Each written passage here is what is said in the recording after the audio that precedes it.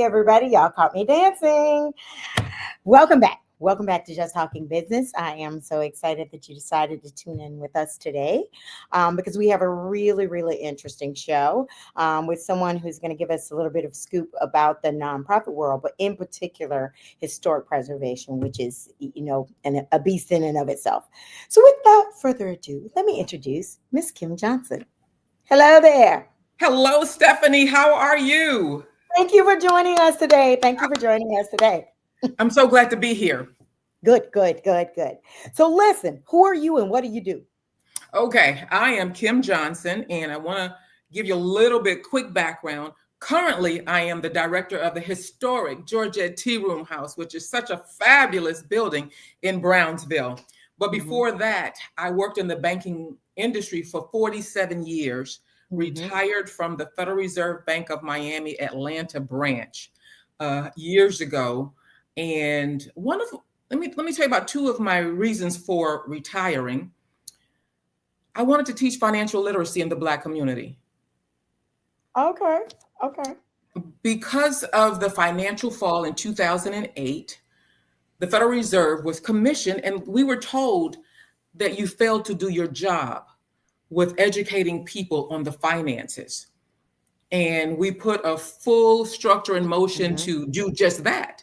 But we still couldn't capture the Black community and teach financial literacy. So that was one of my reasons. And another reason I said I wanted to work for the church. Don't ever say that because, you're going to get hard tasks. But anyway, yes. It is. Yeah. It is. But my uncle said the same thing. He was like, he retired, go to the church and went back to work. That's right. But the beauty of it all was that this house was given to us. And when I walked in the door, I fell in love. I found my passion. I literally thought that I've had many financial seminars. I've done all that for the Fed and all this type. And I thought that was my passion. But history and restoring preservation is really my passion. I've walked into that world, and it's something I love. Okay, I'm sorry. For some reason, the internet, I think it's doing pretty good. I guess it's doing pretty good. So you actually tapped on one of my questions. So, I shared with you earlier, this is about the pivot plan. And after having been in the banking industry so long and you found your passion, when you say the building was given to us, does that mean it was given to the church? Yes, it was given to the church. Yes. Okay. And the church is the technical owner of the facility. Yes, we did create a separate nonprofit to be separate from the church under the umbrella. And the reason why the family gave it to the church was because they saw the activities we were doing in the neighborhood. And they saw all of the things that we were doing and say, hey, you know what? That house was built in the 40s. Everything needs to be updated. Electrical, plumbing. We don't have the resources because it was left to her niece. So let's see what the church can do with it. Okay. And to be honest, we didn't know it had been designated historical. Oh, really? Y'all didn't even know that yet. We didn't even know. That tends to happen, I guess, a lot in communities like Brownsville. I live in Overtown. And for all of you who are not in the Miami area, that's in Miami, challenged communities where you find a lot of these amazing buildings that are historic, but nobody's done the preservation work. So when you receive this, and may I ask, when was it you received it? When you received this,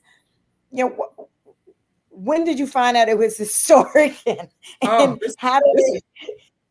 I'm a little embarrassed. We received it. I'm sorry, go ahead. No, I said, just how did it unfold? Oh, okay. We received it in 2012. At that time, and we're Seventh-day Adventists, and our pastors don't stay. They stay from 4 to 5 years. They rotate them. And so the pastor that we had at that time, he says, we don't have any money to do that. And we need a grant writer and yada, yada, yada. And so it just set. It set, and we says, okay. And then we got, so one day I walked into the house and I found the plaque. The plaque was in Okay. the window facing a different way. It's a gold plaque designated Georgette Historical. Now, mind you, I've seen this house since 1963 because it's on the next block from our church. So I've seen it. Right. And it is Right. this wonderful structure, just didn't know the history of it. So it has the Miami-Dade preservation, yada, yada, yada. And I called the Miami-Dade and I got a hold of, I believe, Sarah Cody at that time. And she still is the chief of preservation for Miami-Dade. And her response was, we've been waiting for years for somebody to take this house. Really? She said, it's one of the most important houses in Miami. Very nice. And I was Very like, what? And since Okay, then, she's been to the house 4 or 5 times with her staff because they're supporting us in ways that have just been amazing. And so once I saw that, and they started sending me the documents, they sent me the designation, they sent me pictures and the history of it. And so, but when you walk in that house, it's like you feel, and I don't believe in ghosts, I don't believe in anything like that. But that house has a presence. And I think it's all of the history of everybody that has been there. And you just go, wow, wow, wow. And you can't help but fall in love with it. So the history, finding out. So that's how it unfolded. You shared some pictures with us that I would like to show to everyone. And Yes. if you would be so kind as to tell us, first of all, who's that lady right there in the That lady is Georgette Scott Campbell. And let me tell you just a brief snippet about her. Georgette was born in Waycross, Georgia in 1917. And she and her sister came to Miami and they opened up a restaurant called the Royal Cafe.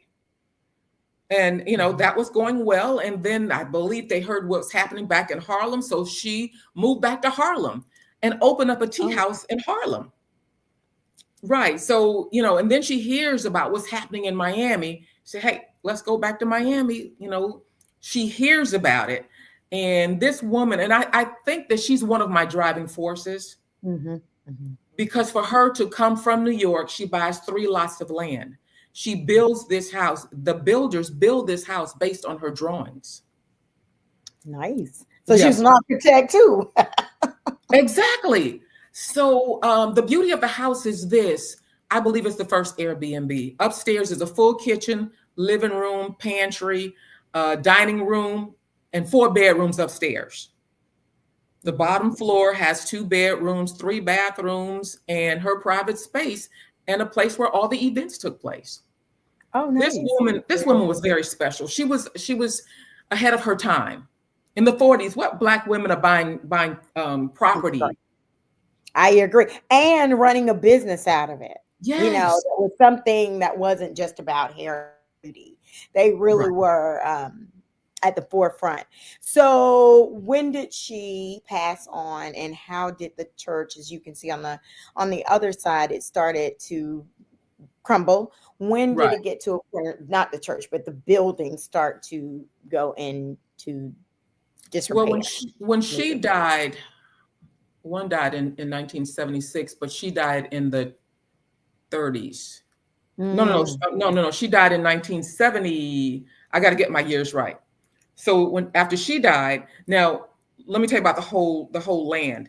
So she bought the 3 lots. So this is her house. Right next to it was her sister's house, and on the other side was her brother's house.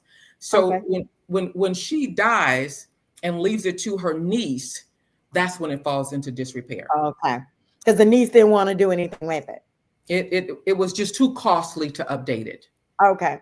And that's definitely a thing. That as you talk about financial literacy, that's one of those things, those missed opportunities that if we really had the resources to do so, I'm pretty sure she could have and would have been able to really make it a special place. Yes. This is what it looks like now. I think you're still in construction. Yes. You were able to share a couple of special faces who I'm assuming have stayed there before. Yes. Now the ink spots were a normal. That's where they came to Miami. That's where they're going to stay. And Joe Louis loved Georgette.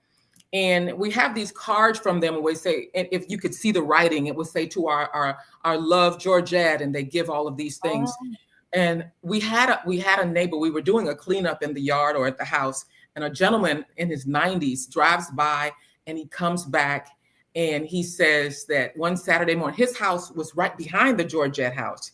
He said, I came out of my backyard one Saturday morning, and I looked up and I saw Joe Louis and Sugar Ray standing up there on the balcony talking. He said, I think I just lost it. You know, so he said this was the norm. And then he said, you have a picture of my wife on your wall. I said, really? I said, show me your wife. He said, that picture with Billie Holiday and those women at the table, that's my wife serving them.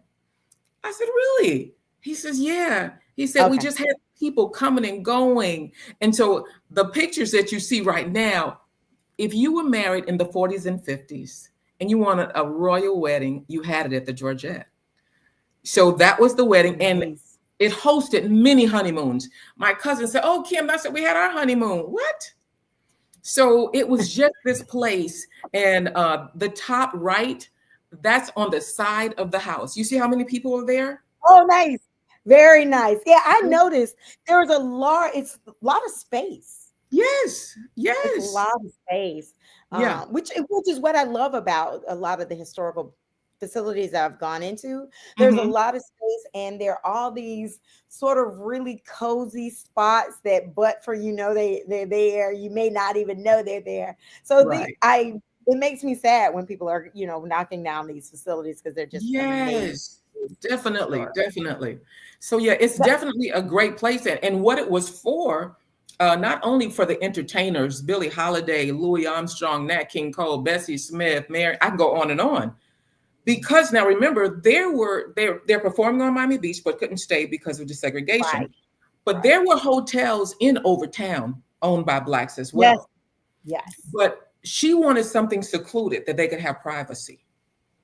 So that's why she built that. And another reason, somebody says, well, why isn't the Georgette in the Green Book? And they says, well, it couldn't be in the Green Book. That house was exclusive. You couldn't just drop by. Okay. The Green Book was for really just, the Green Book was you're traveling. When my parents and I were traveling, we had to stop at one of those houses. Right. Where people open the doors. And I'm like, well, how did my father know where this house was? And I remember the house, bathing, getting up in the morning and leaving. So, the people who knew all about it, they said, no, you couldn't stay at the Georgette. That was an exclusive house. It was it was for people. It was a significant. Okay. And so, that's why it wasn't in the Green Book. But it definitely hosted some very prominent events. Athlete Range, this was a place where the activists met. And so her son said she was there all the time. And Clyde Killings, he was the promoter. And I believe that he and Georgette were best friends. So all of these people got a building over here in Overtown, right down the street. That's right. Red Rooster. Yeah. It's the new Red Rooster. Exactly. Right. Exactly. So in my mind, I believe that the beauty of all of this is this. A woman who was raised in that house by Georgette Scott Campbell is still alive. She came to Miami to tell us the story of how Georgette lived. She had drivers, she had cooks, she served the community, she hired people, and she just taught. Everything was a teachable moment. How to have an elegant party, how to serve your guest. And her niece Georgette Sargent is still alive. I spoke with her yesterday. And so everything was a teachable moment. So, to have these people, and even the young lady that lived there, she draws pictures of the furniture. She said it was just a fabulous time in life. Yeah. Very nice. And one other thing, go ahead. No, go ahead. All right. She said, I remember the night I met Billie Holiday for the first time. She said, Georgette, she's in the bed sleeping. Georgette wakes her up and said, there's somebody I want you to meet. She said, I come in the living room. No, she said, we were in the dining room, and there Billie Holiday was standing. Louis Armstrong was sitting at the table. And Billy is saying, "Oh, what a beautiful little girl. I wish I had a little girl like you." And she said she hugged her and she kissed her. And she said, "Louis was just talking really loud. And Georgette was really prim and proper." She said, "Lower your voice," to Louis Armstrong. "You're talking too loud." Wow. So, we have all of this, she can share all of this information, what the furniture looks like. We have these pictures, and it's just marvel to have somebody that was there. We don't always get a person. So, okay, let's talk a little bit of business. Okay. Yes. Are you, where's your timeline now? How Okay. far along are you? And where's, how far Yes. do you need to go in order for it to be completely built? Okay, this is great. So we did receive the African American Cultural Arts cultural grant, and that was a Miami-Dade Preservation helped us get that. So we applied for that grant. We got that grant, which was $215,000, and that's what we're working on as we speak. So that one is still active. It allowed us to put the windows, the doors, and some other work. So we are in the process. We had a grant writer. So now we have another grant writer. And we have applied for another grant. This grant should cover all of the restoration. Okay. It's going to be from a private. My grant writer sent us that information about what Trump has done. Yeah, that's what I was about to ask you. Yes. So, I mean, think about it. We really were 3 weeks in, and there's just been a complete uproar of how this grant dynamic is going to happen. I will ask first: are you a local designation of historic designation or federal? And will those federal dollars that are not trickling down or may not trickle down, are you all having to rethink your strategy at this point? Definitely. Now, last year, before this administration, the grant department, state of Florida, they said, Kim, soon as the grant window opens, you can apply again. You can apply for the African American. You can go ahead, and especially since you have created a nonprofit, because church and state, they want to keep. Since you have a nonprofit now, we want you to apply again. Now, this is the state of Florida, their preservation department. That's how much they believe in this house. Okay. Very cool. Very cool. Yeah. But now that this administration is changing things, it may trickle down to the state. So you and your board are now having to have some hard conversation. Right. Yeah. So we definitely are looking at different things. So right now we're on the local registry of historic preservation, but we had a volunteer in Miami-Dade who has volunteered to write the articles for the national. Oh, and nice. We have been approved for the national. The paperwork needs to be completed. And Tamara McDonald in Miami-Dade, she's in the process of doing it. And when I say that her detail to this house is just phenomenal, the information that she's finding out, right. So for this, so we will be on the national. Very cool. And hopefully that will open up some dollars for you. Yes. Now, you and I talked very briefly about a gentleman who has also been a guest on this show, Dr. Willie Logan. He is a developer. And it's funny, I was just sitting here thinking, it kind of reminds me a little of you in the sense that you went from banking to preservation. He went from mayor to developer. Yes. Yes, that's right. All of that. Yes. So he gave us sort of a real rundown of how the development game works. Yes. A little bit of what you do is development, but there's a different pendulum swing. Can you talk to us a little bit about the historic preservation and how that game works? How those dollars found? Right. And let me tell you something. This is an arena that I had no idea, but it's one of the most wonderful arenas I could think of in Miami-Dade.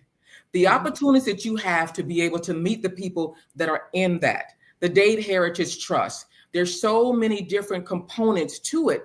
And you're meeting these people, and at every event, doors are open to you. Okay. We'll try this, try that. You need to go, you need to tap into this, because now you have to go with the private industry as opposed to the federal. Correct. So we're going into more of the private, and they teach you the importance of going to these events, meeting people, telling your story, and making it known. We know that we know the state of Florida is what's happening with them trying to conceal our history. So within the arena, you're being taught. They mentor you. I mean, the first person I spoke with after I found out that it was historic was Dr. Enid Pinckney. Yeah. Dr. Enid Pinckney, she took me under her wing. She just mentored me. 2 weeks before she died, I'm at her house. I mean, she's just telling me how to get money. Right. She said, agitate people. Learn how to agitate. Right. That's the only way you're going to get the dollars. You have to agitate. So she shared the importance of our history. And Dr. Fields, Georgette, yes, Overtown historian. This is Dr. Fields' godmother's house. Oh, really? That's awesome. So I know she's happy to see it happen. Yes. So Dr. Fields is the one that wrote the documentation to get it historically designated. Okay. And so we've got pictures of her in the house, and she said, Kim, I was there all the time. That was my godmother. So when you connect in this historical environment, what you're exposed to is phenomenal. And I really wish that more Black people would enter into this arena. A lot of times we're the only ones that are there. Correct. And it does cost to go to some of these things, but who you meet and what you're exposed to is worth the price. And it's ironic. I was talking to somebody about this last night, about how we as a community need to be in some of these rooms, so we really are exposed to those. We have at the same type of access that others have. Thank you. It's really challenging right now, I'm sure, but like you said, the squeaky wheel gets the money, so right. so that gets the oil. So you do have to agitate, and that's in a nonprofit world and a for-profit world. So I think we've talked about a nonprofit is a business. I think a lot of people don't think that it is, but it's a business. You have to manage money. You have to make money. You have to. The only difference is your profits go into what's called a reserve that goes back into the entity versus out to your investors and shareholders. But it is a business. So how have you been? Oh, well, let's go back to then the preservation piece of it. You were talking about how y'all are sort of in the beginning phases of the construction, but with historic buildings, it's not just ripping out a door and putting another door in there. You have to really restore it to as close to its original state as possible, which generally means it's more expensive. Exactly. To work on the facilities, which is probably one of the reasons why people are not as much in love with historic preservation, because of the fear of all of the dynamics. So talk to us a little bit about how you are able to manage those costs, and really what did it take for you to understand, and are you having to hire special people who understand that? Like those types of tricky things that a developer would not have to worry about. Right. Yeah. And the first thing that you need is a historical architect. You can't just use a regular architect. We had to get a historic architect that understands that process. And Derek Smith, I got him from the Hampton House. He still works with the Hampton House. When Dr. Pinckney said, oh, you got to have Derek. So that's one of the first things. And what he's going to do to be sure that everything is going to be authentic. So that's why it was so important for us to go to the Black archives and get the pictures. So thank God for Dr. Fields, because the photo album is at the Black archives. Right. So we can see what the now you're able to take that and restore it as closely as possible. Okay. Exactly. And that's what every grant, all the state of Florida wanted to see. you have got to do this exactly the way these pictures are. So it does cost more. And see, what really hurt us was this. We really started moving forward in the middle of COVID. Oh, wow. In the middle of COVID, because of the fact the house stayed empty for so many years till there was large holes in the ceiling. And basically, if we didn't put a new roof on it, the house was going to collapse. Okay. So we put a roof on. The church put a roof on it during COVID. So we probably paid double than what we would have paid right now. You're right. Yeah. You are right. But having that support of the church, of Bethany Seventh-day Adventist Church, having them give to the Georgette on a regular basis. That's how we got the roof.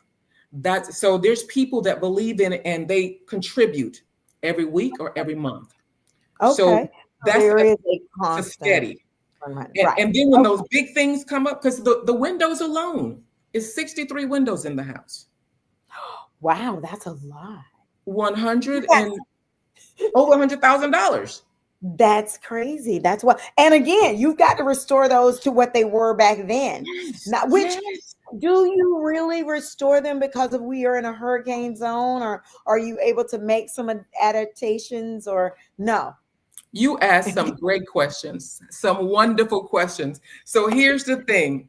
So when our architect, because of the windows, like you say, we're in the state of Florida, the historic department says you don't have to be in compliance. Miami-Dade said, yes, you do. Oh, wow. Yeah. Miami-Dade said, no. You will be in compliance. So those windows, so this was the first discussion. This was their first discussion. We're asking you to restore those windows that are in the house. Don't put new ones, restore it. We want you to restore it. At a cost. Up to code? Right. The cost was $350,000. And that wouldn't be for all of the windows. So I had to state my claim and tell them, you are only giving us $215,000. And they're going to ask for $350,000 just to restore what's there. And Miami-Dade is saying they've got to be hurricane proof. So they gave. And they said, okay, move forward. They gave, okay, good. They said, move forward. And Derek had to do some, some coasting as well. So we had to have meetings with him, and he's saying, I'm going to get as close as possible with the design and with the window company, and they will be hurricane proof. So we did get especially made, and it took months. So you're right. Everything for historic, it costs more. The doors. We just couldn't go to Home Depot and get some doors. When they told me the price, they said $29,000 for 8 doors. What? My family home is an older home, and my brother was like, we need to go get a faucet. And it was one of those faucets with the long neck and all this stuff. And they were like, it's $650. We were like, we don't want to do that. Yes, no. We're not trying to preserve this house. We just trying to live it. Right. Yeah. Yeah, it can get pricey. Yeah. But now, so let's talk about you a little bit. Talk about a pivot.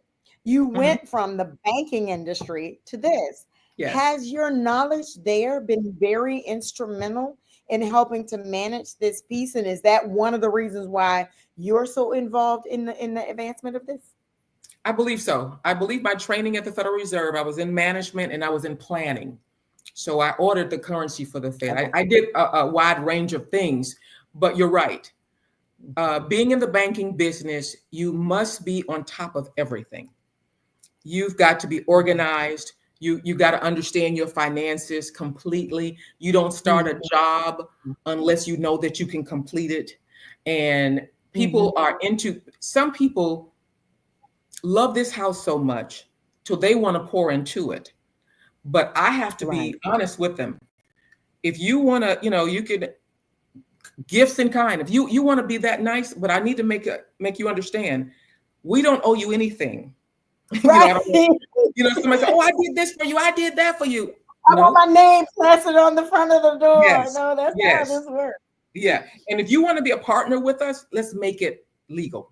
If you want, if you want to work, and there have been some companies that have been working with us, and we have their names on the banner. So yeah, you can be a part of it, but let's make it clear what our roles are. So I believe the training in the banking industry has taught me a lot. But financial literacy, I would love, and once this house gets finished, I'm going to teach financial literacy, whether it's over tea and toast or something. But in the community, it's got to be a place. The original purpose for the house, of course, was to house those that are in need, but it was also a place for people to make plans. If you see that picture with Billie Holiday, those were special ed teachers at that table, and that's what they did. They're planning at the Georgia. So it served many purposes. It wasn't just a housing. And we'd like to bring that back. We'd like to have some healthy seminars on healthy eating. What's plaguing us in our community? What does our community lack? So we'd like for this to be that place that we can have discussions. So it would be an event place. Yes. Would it also be a bed and breakfast as well? I don't think so. Okay. Yeah, okay. I mean, when you look at bed and breakfast, that requires a lot of employees. You got to look at the overhead. You always want to look at your overhead. And so special events, small events I can have. Before we had even gotten off the ground, I had people say, can I have my wedding reception? No, my bridal shower there. Can I have my baby shower there? And yes, we are conducive. We can do that. We have sufficient parking. We can have that. We had a big, where you see that group where all those groups are on the side of the house. We put up a tent and we housed about 250 people at the house. Nice. Outside. And everyone inside the house. So imagine that could definitely be, I mean, that's going to be your main revenue stream for sure. Yeah. People are always looking for intimate places and spaces. Yes. And if there's an emergency and someone needs to stay, we just recently housed, just last week, a Bahamian research team. They came over from the University of Bahamas, and they really had made arrangements with Dr. Pinkney, but then she passed. And so their purpose was to see the impact Bahamians have had on Miami. Yeah. Dr. Dunn does a lot of work around that. Yes. So huge, a huge impact. So, if we would have been able to have them stay there as opposed to a hotel, I would have loved that. So we definitely will reserve some rooms for that. Because that's another event opportunity. They just come downstairs and have those planning conversations. Right. So when do you anticipate the completion? And there is no timeline at this point, considering you're still searching for dollars. In 6 months. We're anticipating by December. We have a very good, we've applied for a very nice grant. We will know by the end of the month whether we received it. And they said that if we are awarded it, we will get the funds in June. And our contractor said they can be finished in 6 months. Oh, nice. Okay, nice. So by the end of the year, you should be opening your doors. Yes. So first of all, let me know. I'll let everybody know. And then those folks in Miami, we need to go check it out. Yes, definitely. So what has been, like I said, this is a pivot show. We want to know what has been your biggest challenge in this space? And then some successes. Tell us, how you've been able to overcome and win. What has been our biggest challenge, of course, is finances. But with the finances, your contractor will give you an overall on how much everything is going to cost to actually do it. He's like about $1 million, a little bit over $1 million. So that has been it. But when we don't have the whole million, we know we're working with this 215,000. If something comes up like, oh, Kim, we need to put the AC ducts in right now. We need $30,000 outside of the grant. We've been able to raise it. Okay, good. So in fact, right now, I'm working on another issue with the Sofix. I got somebody coming in. So, we may have to piecemeal it, but it's going to happen. Okay. And if Okay. you want to do it that way and it gets done, you do it. And if That's what somebody you do. wants to give us those in-kind gifts, oh, Kim, I'll do this. Okay. I'll So, take it. but that has been our biggest. And our successes have been all of the people that have toured this house.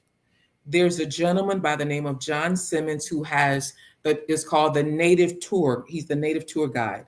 And he has been bringing people from the port, come from the ships. He's been bringing them to the Georgette to tell the story for 12 Oh. years. 12 years. Oh, what's his name again? His name is What's John his name Simmons. again? Native Okay. Native Miami Tours. He's amazing. Oh, nice. He does one called Black Lives Matter, and he takes them to all of the Black historical sites. Oh, And cool. Very so cool. we didn't know anything about this. We're outside working one day, and this huge bus pulls up, and he tells us, and I'm like, what? He said, yeah, I've been coming here for 12 years. So last summer, a family reunion. They came from all over the United States and they met in Fort Lauderdale. Okay. 60 of them. He brought all 60 of them to the Georgette. Oh, nice. Could they go in, or they just kind of looked at it from the outside? At that point, we let them go in. Okay, And we good. take a few in at a time, and we allow them to go in. Very So nice. the success of getting the word, and at that time we were selling T-shirts. Wow. So that grew, that little family, they left us with $900. Oh, nice. Very nice. Very nice. And so our successes is just getting the word out, telling the story. John Simmons is an angel. He loves this house so much till he said the story has to be told, Kim. And so he shares it. So last Saturday, he calls me. I'm in Houston at the time. And he says, Kim, I got a crew. Is there anybody that can do a tour?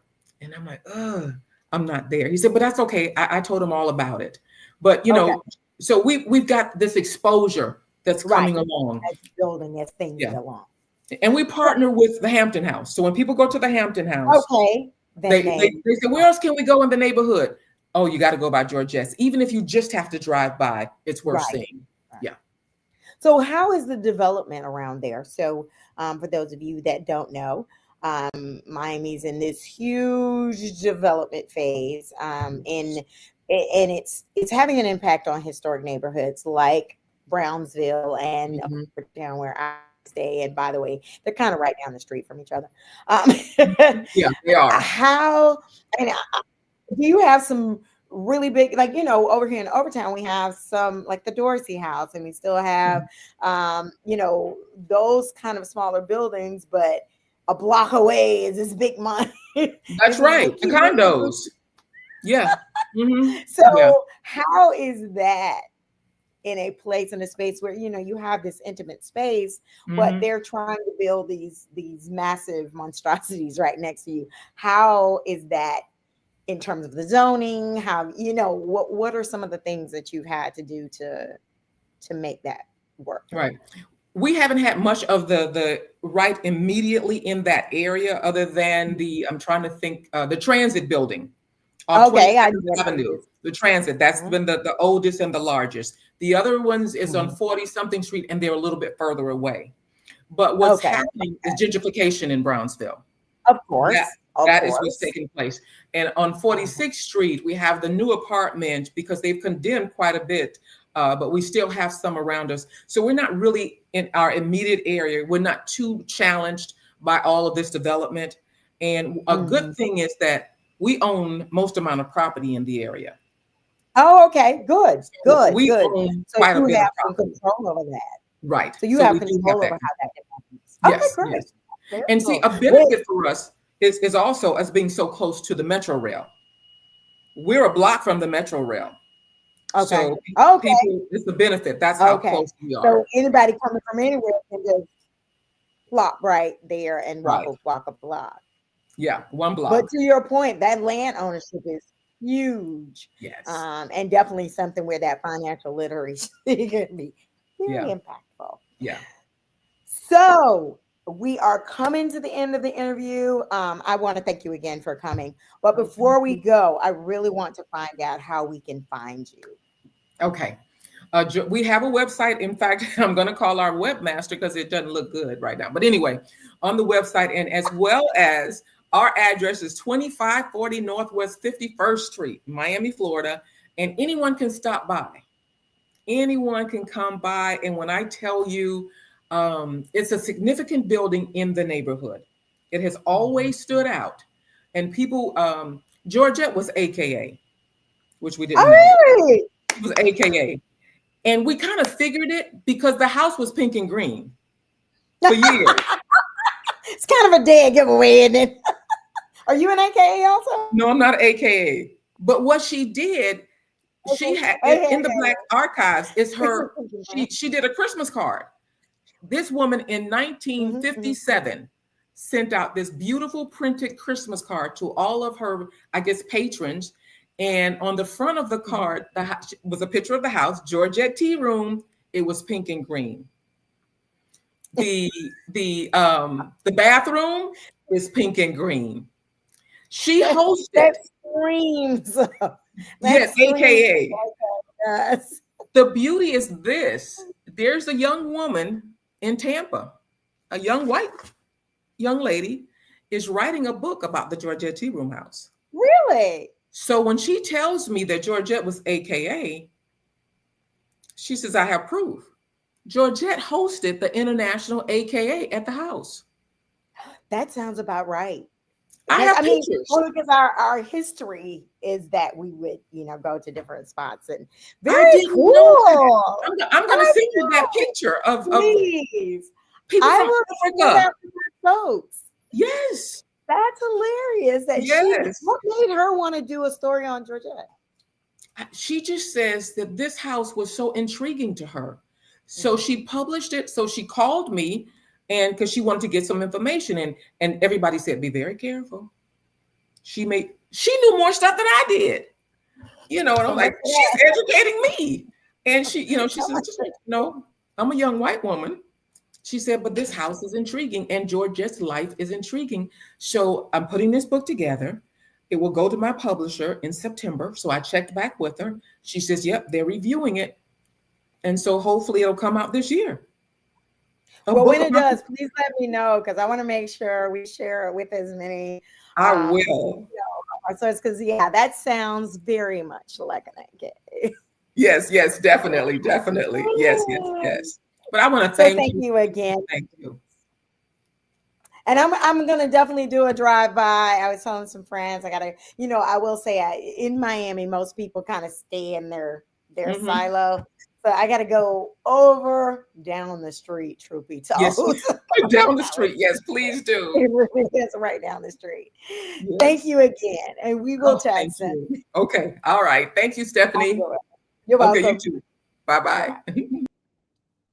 And so I want to thank you also for checking out the show. I hope you learned a lot because historic preservation is so very important. And we want to make sure that we continue to do so, especially in our communities, especially in the state of Florida, where our history is being attacked. So wishing you all a very great day, and we'll chat with you soon.